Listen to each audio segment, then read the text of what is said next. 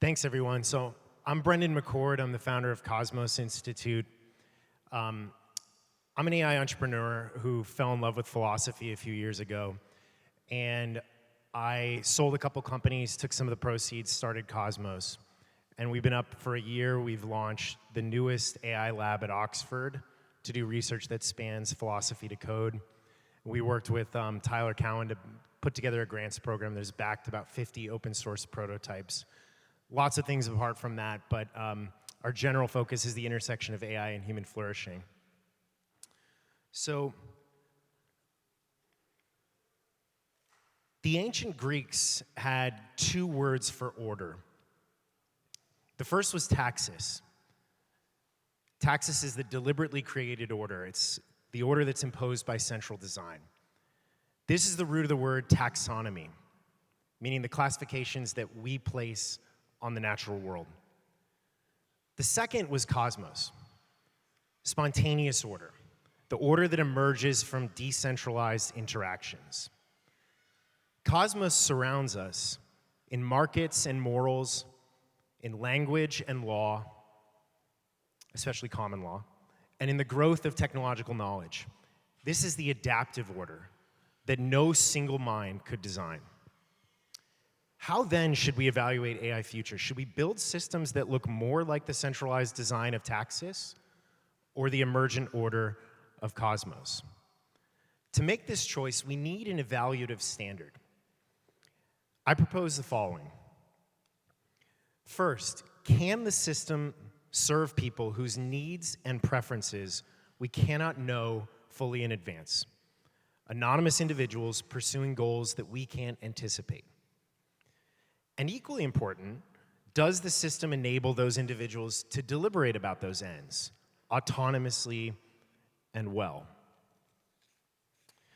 This framing, how to best serve unknown people with their unknowable aims, suggests a very ambitious target for AI development. It places special emphasis on creating systems that effectively harness distributed knowledge while preserving human autonomy. With the right principles, decentralization foremost, AI systems can become one of humanity's most important social orders, alongside markets and science. In the next 10 minutes, I'll show you why human flourishing depends on this distinction between Taxis and Cosmos, centralized design versus emergent order. Before choosing the path, we have to understand how Cosmos works, and its two essential mechanisms, evolution and spontaneous order. First, evolution. Decentralized systems naturally select successful ideas and implementations by filtering out maladaptive ones. They do this through migration of users, developers, resources that abandon failing approaches and gravitate towards effective ones. The evolutionary pressure is essentially mimetic. We copy what succeeds, and we are, to some extent, constrained by it, lest our users walk. To figure out what wins, we experiment with diverse approaches, from research to governance, and more parallel experiments yield more effective evolution. Institutions like private property, which facilitate decentralized decision-making by many individuals, boost the process, which explains why privatizing social institutions, except those that are bound up with maintaining the framework, like courts, often accelerates innovation. Centralized projects, by contrast, face limitations when it comes to evolution. They run fewer experiments, which constrains exploration of solutions. Their hierarchical decision-making narrows selection criteria to what leadership can perceive and value. And when they fail, they tend to fail completely, which erases accumulated knowledge and prevents the partial recombination of ideas. While evolution explains how beneficial adaptations spread, spontaneous order explains how decentralized systems accomplish their complex coordination. Bernard Mandeville first explored this in 1714. He wrote an essay called The Fable of the Bees, And this essay inspired Scottish Enlightenment thinkers like Adam Smith. It was later systematized by Karl Menger and Friedrich Hayek. And what they essentially showed is that social structures can emerge and self-organize through unplanned interactions among decentralized agents. The resulting regularities form a third domain, a new one beyond the traditional thing that the Greek sophists gave us, which is the natural and the conventional. It's an order that is the result of human action, but not of human design. Consider an anthill's complex architecture. Anthills have ventilation chambers, waste management systems. No tiny ant mind holds the blueprint. Similarly, society's most valuable institutions arise through decentralized emergence. Individual agents who each possess only a small fragment of knowledge interact to create order that serves purposes that none of them fully intended. Since it emerges rather than being imposed, the order is dynamic. It constantly adapts to shifting preferences and beliefs. We see this behavior in the most powerful orders we have as a species. As I mentioned earlier, markets and science. These are things that coordinate vast amounts of human activity without any centralized direction. Nobody designed markets to feed billions of people. Nobody designed science to develop vaccines in record time. These are frameworks where countless of individual purposes can interact, yet they themselves remain purposeless. And this paradoxical feature is precisely what allows them to serve more human purposes than any directed system ever could. So the mechanisms of evolution and spontaneous order explain how decentralized systems work, but to understand why they consistently outperform centralized approaches, we have to examine their relationship to knowledge itself. We now arrive at decentralization's philosophical core. Decentralized systems consistently outperform centralized alternatives because of their superior relationship to knowledge. How they create it, how they protect it, utilize it, and institutionalize it. First, why do they excel at knowledge creation? Hayek's concept of competition as a discovery procedure provides the insight. If we knew all of the relevant facts, competition would be a wasteful way to secure adjustment to them. But competition exists because we don't know all the relevant facts. They must be discovered. Think of sports as a toy example. We need competition to discover the winner. This is a fact that is unknown before the process itself. Markets operate similarly, but across countless variables and interactions. What is scarce? What is valuable? What combinations of skills and resources best serve specific human needs? Prices direct our attention to what is worth finding out about. Whereas markets discover particular facts relevant to temporary human purposes, science does something very similar for general facts, for regularities of events, or for permanent features of the world. Both are discovery procedures. Both generate knowledge through a kind of competition among diverse approaches. Since discovery is an inherently unpredictable thing, all we can do is adopt procedures that maximize opportunities for individuals to achieve their diverse aims. Second, knowledge protection. Once we've created the knowledge, why do decentralized systems protect it? Why do they stave off suppression or avoid premature consensus? John Stuart Mill makes the foundational case in On Liberty, and he starts from human fallibility. Humans have been consistently wrong throughout history, from doctors who rejected hand washing to governments who denied women the vote. Systems that concentrate knowledge inevitably enshrine these errors, whereas decentralized systems institutionalize a kind of epistemic humility. And they do this through constant challenge from all quarters. Even when prevailing opinion isn't completely wrong, it rarely represents the whole truth. By allowing multiple frameworks to coexist, decentralized systems preserve the vital fragments of knowledge that a single dominant system would inevitably filter out. Centralized systems not only limit diverse perspectives, but as George Orwell learned, tend to actively suppress knowledge that is inconvenient. Information control becomes essential for maintaining authority.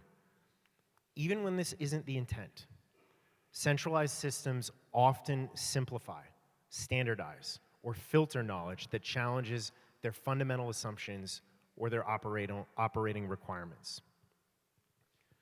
Third, knowledge utilization. This is perhaps the most profound insight, and it's that knowledge itself is a decentralized thing. Explicit semantic knowledge, the kind of thing that AI models are trained on, is aggregable.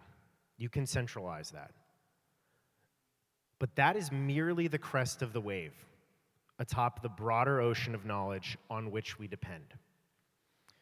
Our most valuable knowledge doesn't exist primarily in propositions or in databases, but in tacit understandings that individuals develop through particular experiences.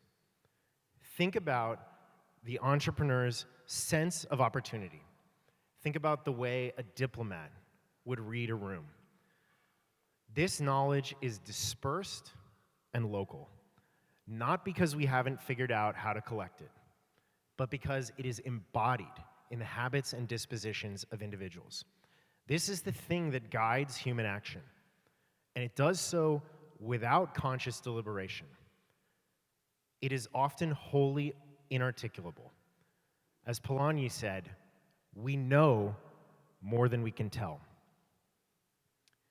Decentralized systems recognize this reality. They don't attempt to cleave knowledge from its practical context. They don't attempt to formalize what resists formalization. Instead, they provide frameworks where knowledge can remain where it naturally resides, with individual agents at the edge, while still contributing to a coherent social order. This is why central planning isn't merely difficult. It's epistemologically impossible. No central authority, human or AI, could ever gather the knowledge required, not because it's computationally taxing, but because it exists only in dispersed local practice, embedded in specific contexts. Even if the Soviets had supercomputers, the breadlines would have remained. Going back to our markets example, we share our dispersed local knowledge with others through the price mechanism. This is a low bandwidth conduit that does not require us to explain what we know, only to act on it. Similarly, decentralized AI systems can create interfaces between different forms of local knowledge without requiring all knowledge to be made explicit. And if AI agents participate in institutions like markets, they can soak in our tacit knowledge and potentially even share back their own. This understanding of knowledge as inherently decentralized points us to AI systems that extend the distributed intelligence embodied in human practice. It recognizes that powerful knowledge lives at the edges of the social system and not at the center. Lastly, what institutions can effectively harness decentralized knowledge? The most successful ones, the most successful knowledge-enabling institutions are those that implement the principles of evolution and spontaneous order that we've discussed. And these institutions tend to share three features. First, they incorporate distributed feedback. This is critical for driving evolutionary selection. You need something like profit and loss. You need something like peer review in science. Second, they permit exit and competition. Why? Because we have to enable the migration process we discussed earlier. We have to allow knowledge about which arrangements work better to accumulate through revealed preference. And third, they operate by the mantra, simple rules for a complex world. General, abstract rules, like those of property, contract, and tort, create the framework within which the spontaneous order can emerge. With AI, as with other institutions, we face the choice between formations that liberate knowledge and those that constrain it. A choice between cosmos and taxis. Throughout this talk, I've made knowledge the centerpiece of the case for decentralized systems. And the final reason that cosmos triumphs over taxis is one that connects directly to what makes us human. Recall the philosophical challenge that I posed at the outset. I said, how do we create systems that serve people whose needs and purposes we can't know fully in advance? And equally important, how do we enable those individuals to deliberate autonomously and well about those purposes? We've addressed the first part. Now we have to confront the second, the role of human autonomy in decentralized systems. To frame this, I want to take you back to the United States in 1830, when Tocqueville first encountered American democracy. What he found in New England was revelatory. It was a stark contrast to his native France. Paris ruled through the hub and spoke. Paris trained citizens to depend on central authority for every decision. But in America's townships, Tocqueville witnessed people coming together freely, founding schools, building bridges, organizing local governments and charities. He saw the power of individual judgment and decentralized initiative. And Tocqueville's profound observation was this: when citizens habitually depend on others for every choice, they gradually erode the capacity to choose at all. Yet when free to exercise their judgment, they become energized and empowered through practice. Tocqueville recognized this culture of active engagement as the bulwark against the threat of soft despotism, the gentle submission that centralization inevitably produces. This insight reveals something crucial about decentralized systems. They don't just efficiently process distributed knowledge. At their best, they actively develop the human capacity for deliberation. This echoes the Enlightenment's aspiration: self-directed thought over deference to authority. Fast forward to today, AI is the new epistemic infrastructure. It could take that Enlightenment project to new heights, or it could subvert it. In the downside case, AI becomes an autocomplete for life, suggesting not just our next word, but our next action, our next relationship, our next job, our next purpose. And each small delegation of choice seems natural, harmless. But together, those micro-abdications compound, choice by choice, day by day, gradually diminishing our capacity for autonomous thought. This matters to us as individuals because self-direction is key to flourishing. It matters equally for our social systems, decentralized knowledge ecosystems, democracies. These require autonomous citizens who can form deep convictions and act upon them. Without independent judgment, the entire apparatus falters. Markets need genuine choice, rooted in local circumstance, not merely algorithmic recommendations passively accepted. Science demands researchers who follow intuitions, challenge orthodoxy, not merely technicians who execute AI-generated research programs. The knowledge networks we have built across centuries depend on human autonomy as their animating force. The challenge is to use AI to navigate what Alfred North Whitehead identified as the essence of civilization. How do we extend the number of important operations of thought that we can perform without thinking about them? How do we do that while ensuring that these automations don't jeopardize our capacity for self-direction? I hope we choose to build systems within that narrow corridor. And I hope we choose to do so while we still remember what it means to choose.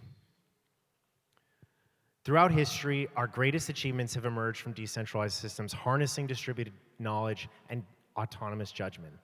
The order is cosmos. It's the adaptive pattern that no single mind could design. This isn't merely about technical architecture, it's about the nature of knowledge itself. Knowledge created through evolution, protected through decentralized challenge, utilized where it naturally resides at the edges. This matters because it shapes what AI becomes, either a system that centralizes knowledge and erodes self-direction, or one that enhances our ability to flourish as autonomous beings. With decentralization as a guiding principle, AI can join markets and science as one of humanity's most important social orders, not by directing human action, but by creating frameworks where human purposes can flourish in all of their variety. Cosmos over taxis. Thank you.